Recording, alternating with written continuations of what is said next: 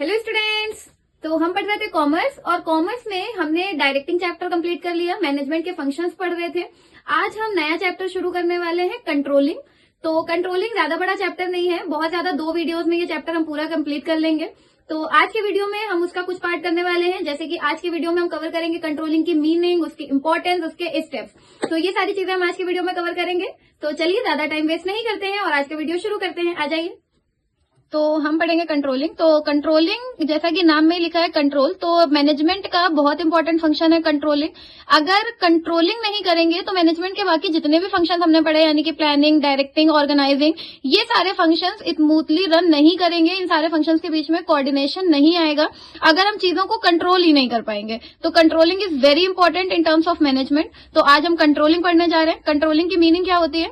It is a process through which managers ensures that the activities and results are in conformity with planned activities and results। ये एक ऐसा process है जिसमें ये देखा जाता है कि ये मैनेजर्स जो होते हैं वो ये इंश्योर करते हैं, एश्योरेंस देते हैं कि जो भी एक्टिविटीज हो रही हैं उनके जो भी रिजल्ट आ रहे हैं वो ये कंफर्मेशन में होने चाहिए कि जो प्लान्ड एक्टिविटीज थी और जो प्लान्ड रिजल्ट्स थे उनसे मैच हो रहे हैं या नहीं हो रहे हैं। ऐसा तो नहीं है कि हमने प्लान कुछ और किया था और हो कुछ और रहा है। तो कंट्रोलिंग एक ऐसी चीज है, अगर हम चीजों को कंट्रोल करते चलेंगे, चीजों को देखते चलेंगे, तो उसमें क्या होगा कि हमें प्लान्ड रिजल्ट मिलेंगे, प्लान्ड एक्टिविटीज आएंगी।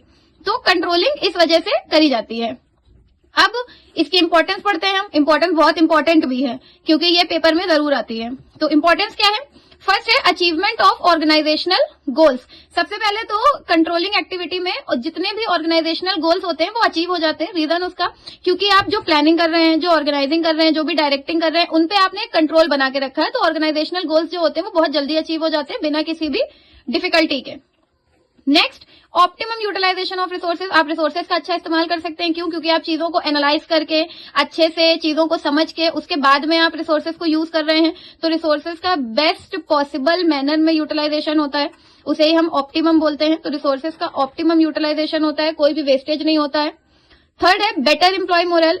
एम्प्लॉइज का मोरल भी बढ़ा होता है, बढ़ता रहता है टाइम टू टाइम, इसलिए क्योंकि उनको लगता है कि नहीं, जैसे फॉर एग्जांपल अगर मैनेजर्स हैं वो एम्प्लॉइज पे बिल्कुल कंट्रोल नहीं रखेंगे, उन पे बिल्कुल ध्यान नहीं देंगे, तो उनका मोरल डाउन हो जाता है और थोड़े वो आलसी कामचोर टाइप के भी हो जाते हैं। उनको लगता है क्या जरूरत है काम करने की, कोई देख तो रहा नहीं है, कुछ भी करो। तो इसलिए मैनेजर्स अगर कंट्रोलिंग रखते हैं, चीजों को देखते रहते हैं, समझते रहते हैं कि ये ऐसे ऐसे चल रहा है, तो वो एक एम्प्लॉय का मोरल बूस्ट होता है।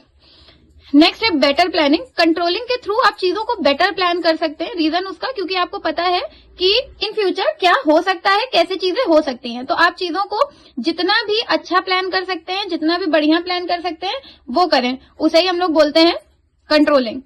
तो ये हो गई कंट्रोलिंग की इंपॉर्टेंस। अब हम पढ़ते हैं कंट्रोलिंग के स्टेप्स पे कि कंट्रोलिंग करी कैसे जाती है और जितनी भी चीजों के स्टेप्स होंगे वो उन्हें आपको सीक्वेंस में ही लिखना है। तो सबसे पहले फर्स्ट स्टेप क्या है इसका?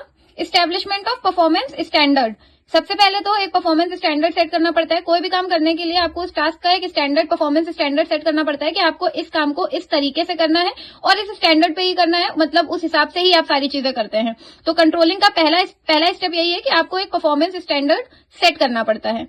Next, measurement of actual performance. इसके बाद में वो उसका मेजरमेंट करना पड़ता है कि मतलब आपकी जो एक्चुअल परफॉर्मेंस है क्या वो आपके स्टैंडर्ड्स के अकॉर्डिंग चल रही है। अगर नहीं चल रही है तो उसको आप उससे कैसे मैच करवा सकते हैं, आपको ये ट्राई करना चाहिए। और अगर चल रही है तो आप उससे बेटर भी कर सकते हैं, उसमें इंप्रूवमेंट कर सकते हैं। तो ये होता है measurement of actual performance.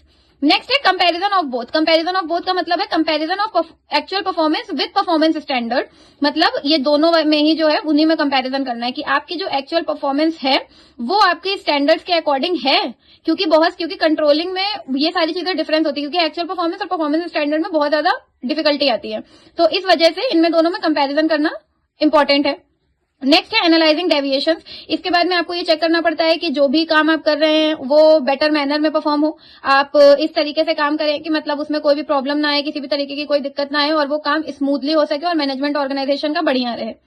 Taking corrective actions. अगर आपने जब डेविएशन एनालाइज कर लिया और आपको ऐसा लग रहा है कि कहीं पे कुछ प्रॉब्लम आ रही है तो आप उनसे करेक्ट एक्शंस ले सकते हैं, जो एक्शंस रिक्वायर्ड हैं, जो ऑर्गेनाइजेशनल गोल अचीव करने में आपको हेल्प करेंगे। तो कंट्रोलिंग इस चीज में हेल्प करता है कि आप पूरा काम आगे चल के खराब होगा तो फिर आपको पूरा शुरुआत से करना पड़ेगा। इससे बेटर है कि अगर आपने कंट्रोलिंग कर रखी है तो आपको पहले से पता रहेगा कि ये चीजें नहीं करनी चाहिए और अगर हमने कुछ मिस्टेक करी है तो हम उसे करेक्ट कर सकते हैं। तो स्टूडेंट्स, ये था आज का वीडियो। हमने कंट्रोलिंग के बारे में पढ़ा, उसकी इंपॉर्टेंस पढ़ी। आई होप आपको चीजें क्लियर हुई होंगी। अगर कोई डाउट हो तो मुझे कमेंट सेक्शन में बताइएगा। वीडियो को लाइक करिए, दोस्तों के साथ शेयर करिए और चैनल को सब्सक्राइब करिए। Thank you so much.